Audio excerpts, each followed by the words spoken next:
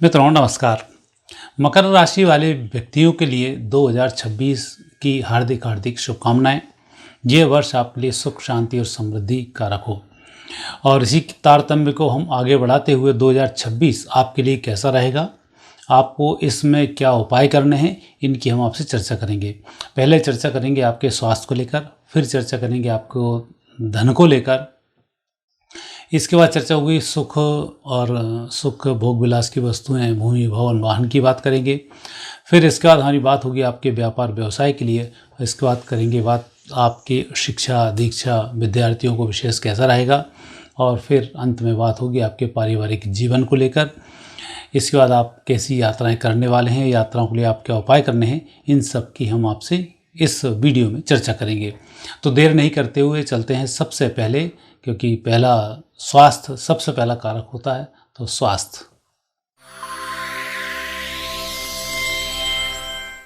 आपके स्वास्थ्य का जो कारक है वो है बुध, और दूसरा लग्न का स्वामी है शनि। शनि की दृष्टि से तो समय ठीक है, बुध थोड़ा सा कमज़ोर चल रहा है। तो एक तो स्किन एलर्जी की तरफ आपको थोड़ा सा ध्यान केंद्रित करना चाहिए, और थोड़ा खाने पीने पर भी इस समय में नियंत्रण करना चाहिए। वात रोगों की अधिकता इस वर्ष आपके लिए बनी रहेगी।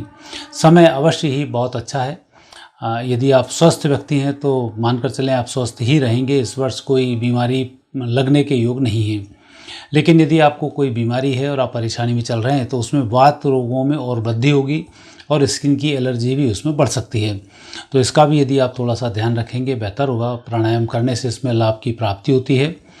आयुर्वेदिक होम्योपैथिक दवाओं से विशेष फल की प्राप्ति होती है, उसमें आप अवश्य ही कार्य करें, आपको लाभ मिलेगा।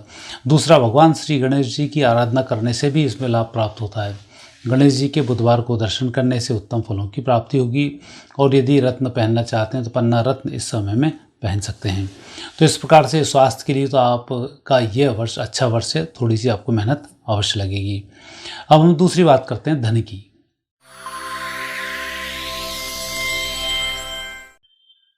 आपके धन का स्वामी है शनि, और लग्न भी आपकी शनि है। संकेत बहुत अच्छे हैं। जब कोई ग्रह आगे बढ़ता हो तब तरक्की बहुत अच्छी होती है। तो पिछले वर्ष की तुलना में यह वर्ष आर्थिक रूप से समृद्धि को देने वाला है, व्यक्तिगत प्रगति को बढ़ाने वाला है, और साथ ही जो आपका पैसा रुका हुआ है उसको भी ये समय दिलाने वाला है। तो सबसे पहला तो यही है कि रुके धन को वापस प्राप्त करने के लिए आप थोड़ा सा प्रयास करें, लेकिन ये प्रयास 3-4 महीने ही करने हैं, अप्रैल मई और जून के बाद आपको नए उपक्रम ढूंढने होंगे, और पैसे कैसे कमाए जाए उसके लिए नए नए प्रयास आपको करने होंगे, और यह प्रयास सभी आपके सफल होने वाले हैं। तो कुल मिलाकर जुलाई के बाद से आर्थिक प्रयासों में सफलता के पूरे योग बनते हैं। अभी जो स्थिति बन रही है उस स्थिति में सुधार के लिए आपको हनुमान जी की आराधना करनी चाहिए। अप्रैल से तो खैर सुधार आ ही जाएगा, और जुलाई के बाद से सुधार बहुत अच्छा होगा, इसमें कोई संशय नहीं है। और विशेष रूप से आर्थिक लाभ के लिए आपको विष्णु सहस्त्र नाम के पाठ करने चाहिए, क्योंकि मैं देख रहा हूँ आपके आने वाले 2-3 साल आर्थिक रूप से अच्छे साल हैं, लेकिन इसमें उलझनें बहुत आती हैं। मकर राशि वाले व्यक्ति एक ऐसी राशि है कि जब तक काम ना हो जाए तब तक आप मानकर नहीं चलें कि आपका काम संपन्न हो जाएगा, क्योंकि शनि की राशि है, लास्ट मोमेंट पे भी काम रुक सकता है, और उसके लिए विष्णु सहस्त्र नाम के पाठ करना सबसे अच्छा होता है। तो ये आप उपाय करें, आपको लाभ मिलेगा।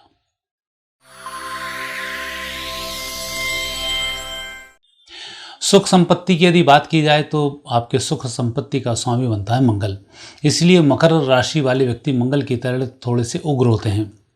जल्दी निर्णय लेने की इनकी आदत होती है, और थोड़े से कुछ भी निर्णय गलत होता है तो खींच बहुत जल्दी जाते हैं, और दूसरों पर गुस्सा बहुत जल्दी उतारते हैं।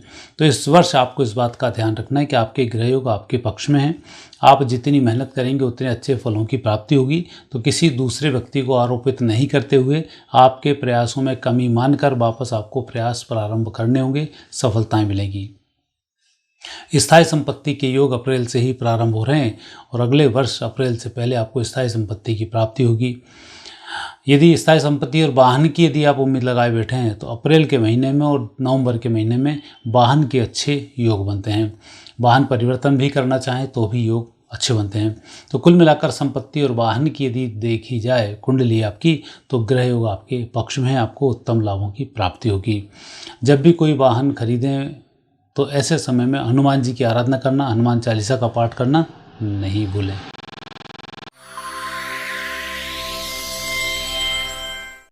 नौकरी व्यवसाय को यदि देखा जाए तो ये आपकी कुंडली में इस वर्ष बहुत अच्छे योग बना रहे हैं, क्योंकि आपकी नौकरी का स्वामी है शुक्र, और साथ ही प्रारब्ध का जो स्वामी है वो भी शुक्र बनता है।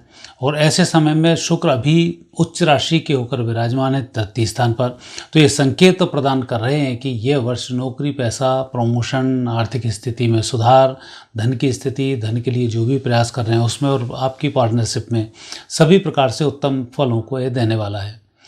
ये अवश्य ध्यान रखें कि शुक्र जब उच्च राशि के होते हैं तो व्यक्ति के अंदर नाना प्रकार की भावनाएं नेगेटिव रूप से भी उत्पन्न होने शुरू हो जाती हैं, और व्यक्ति पॉजिटिव होने के बजाय नेगेटिव लोगों के साथ रहकर इस परिस्थिति को बिगाड़ लेता है। अर्थात जुए, सट्टे, शेयर, शराब, इन सब से आप दूरी बनाकर रखें तो बेहतर होगा, और जितना सत्व की तरफ आप जाएंगे उतने ही अच्छे फलों की आपको प्राप्ति होगी। नौकरी के योग अच्छे बनते हैं। मार्च अप्रैल से ही आप प्रयास करें। मुझे लगता है कि मार्च से लेकर जुलाई तक प्रमोशन के भी योग बनते हैं। यदि आपका प्रमोशन ड्यू है तो उम्मीद लगा सकते हैं। दूसरा, यदि आप स्थानांतरण चाहते हैं तो उसके लिए अप्रैल से जुलाई का समय अच्छा है। इसमें स्वैच्छिक स्थानांतरण होगा, अच्छे लाभ मिलेंगे। और नौकरी में यदि आप परिवर्तन करना चाहते हैं या नई नौकरी के लिए आप कोई प्रयास कर रहे हैं तो उन सब में आपको सफलताएं इस वर्ष मिल जाएंगी। शुक्र की विशेष कृपा है तो उसके लिए आपको लाभ मिलेगा। और यदि आप शुक्रवार के व्रत करते हैं तो और भी उत्तम फलों की प्राप्ति होगी। और यदि आप व्रत नहीं कर सकते हैं तो शुक्रवार को गाय को हरा घास, पालक, सब्जी, भाजी, कुछ ना कुछ हरा जरूर खिलाएं। ये आपके लिए सहायक सिद्ध होने वाला है। और साथ ही जो काम आप कर रहे हैं उन काम में बढ़ोतरी के लिए आपको आपके अनुभवी लोगों से सहायता लेनी होगी, और उसी सहायता के कारण आप आगे बढ़ जाएंगे। तो कुल मिलाकर यदि हम शुक्र के इस वर्ष के अध्ययन को देखते हैं तो ये फलित हो रहा है, आपकी तरक्की को देने वाला है, कहीं कोई दिक्कत इसमें नहीं आ रही है।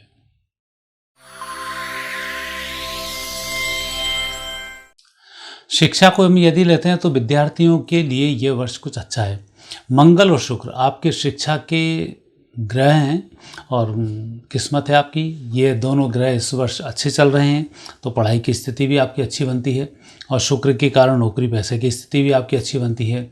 इसमें इस बात का विशेष ध्यान रखना है, जब शुक्र उच्च का हो तब ऐसे समय में भटकाव की स्थिति ये लेकर आता है। तो विद्यार्थियों को दृढ़ता का परिचय देना चाहिए और कम से कम 3 से 3.5 घंटे लगातार टिक कर बैठना चाहिए। जितना आप अधिक सिटिंग रखेंगे उतने ही अच्छे फलों की प्राप्ति होगी। अन्यथा शुक्र की स्थिति है बार बार उठा के भगाएगा, फिर बैठाएगा तो जो भी आप याद करोगे आप भूल जाओगे, आप में एकाग्रता की कमी बनी रहेगी। लेकिन मंगल इतना अच्छा है कि यदि आप जिद पकड़ लोगे कि मुझे बैठना है तो मंगल की आपको सहायता मिलेगी और आप इसमें सफल हो जाएंगे। कुल मिलाकर योग आपके ऊपर डिपेंड करते हैं कि आप कितनी अच्छी मेहनत इस वर्ष करने जा रहे हैं। सफलताओं की योग आपके सामने हैं, आपको उत्तम फलों की प्राप्ति होगी और पूर्व दिशा की तरफ मुँह करके पढ़ाई करने से और भी अच्छे फल मिलेंगे। साथ ही हनुमान जी की आप आराधना करें जो आपकी पढ़ाई में सहायक सिद्ध होने जा रहे हैं। तो इस वर्ष शिक्षा के लिए यदि आप विदेश भी जाना चाहते हैं तो भी समय उपयुक्त बन रहे हैं। मंगल के कारण विदेश यात्राएं भी आपकी संभव हैं और वहाँ सिलेक्शन भी आपका हो जाएगा। लेकिन चूँकि विश्व युद्ध का समय है तो थोड़ा सा ऐसे देशों का चयन करें जहाँ इस प्रकार के युद्ध की बाढ़ ना आए 2026 और 27 में। 27 के बाद तो आपको वापस इंडिया लौटकर आना ही है।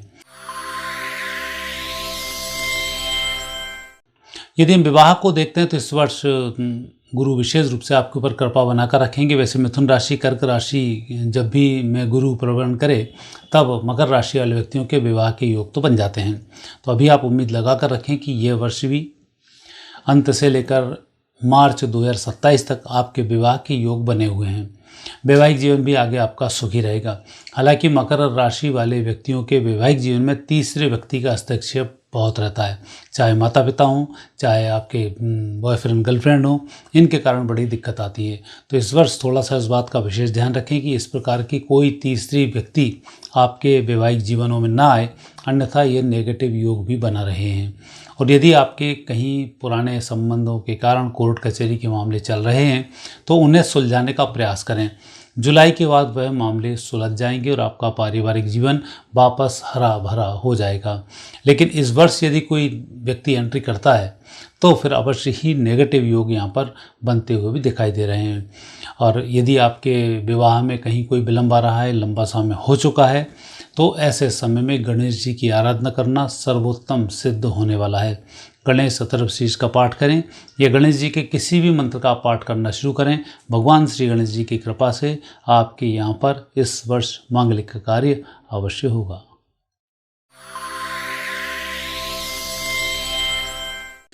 यात्राओं की यदि बात की जाए तो यह वर्ष यात्राओं वाला वर्ष है और धार्मिक यात्रा का वर्ष है।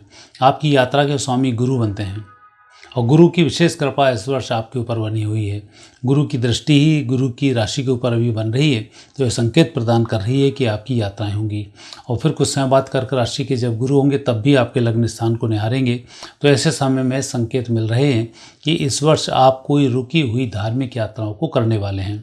और धार्मिक यात्राओं को करने के बाद आपका भाग्योदय भी होने वाला है, क्योंकि पंचम भाव का जो स्वामी है उच्च राशि से भ्रमण कर रहा है शुक्र। यह निश्चित रूप से एक संकेत है। जब कर्क राशि के गुरु होंगे और मीन राशि को जब वो देखेंगे तब आपके ग्रह योगों में उत्तम वृद्धि होती हुई देखी जा रही है। तो कुल मिलाकर अप्रैल से जून के बीच में, नवंबर से फरवरी के बीच में वापस धार्मिक यात्रा के योग बनते हैं और ये यात्रा आपकी सफल होगी। मनोवांछित सफलताओं की इस यात्रा में प्राप्ति होगी। मित्रों, यह था 2026 मकर राशि वाले व्यक्तियों के लिए। और भी हम अन्य राशि वाले व्यक्तियों के भी वीडियो हमारे डले हुए हैं, उन्हें आप देखना नहीं भूलें। और जो भी कमेंट्स आप करना चाहें अपने राशियों से संबंधित, उसके वीडियो में वापस बनाऊंगा। आने वाले समय में ज्योतिष से संबंधित बहुत सी जानकारी मैं आपको उपलब्ध कराने वाला हूं, तो चैनल को सब्सक्राइब करना नहीं भूलें।